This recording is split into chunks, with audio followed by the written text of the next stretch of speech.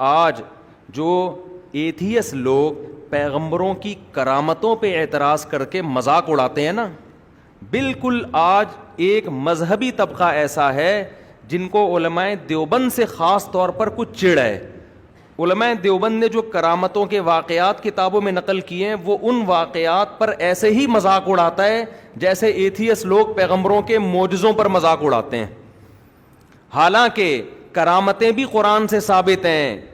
حضرت مریم کی کرامت تھی بغیر شوہر کے بیٹا پیدا ہو جانا، حالانکہ حضرت مریم پیغمبر نہیں تھی. اس زمانے میں یہودیوں نے اس کرامت کا مذاق اڑایا، ہنستے تھے کہ یہ دیکھو یہ کیسی باتیں کر رہی. انہوں نے کہا اللہ نہیں کر سکتا کیا؟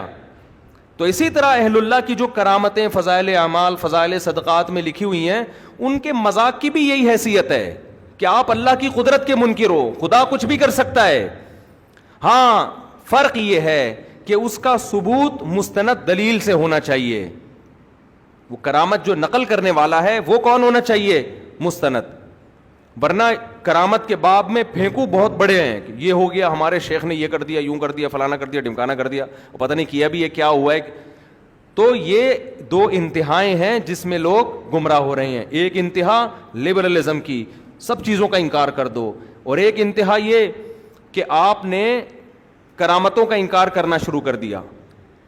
اور ایک انتہا یہ بھی ہے کہ ہر کرامت بزرگوں کے کھاتے میں ڈال دی ہے اور کوئی مستند ذریعے سے پہنچی نہیں ہوتی، اور وہ اوٹ پٹانگ باتیں اہل اللہ کی طرف منسوب کرتے ہیں. تو یہ بھی ناجائز ہے.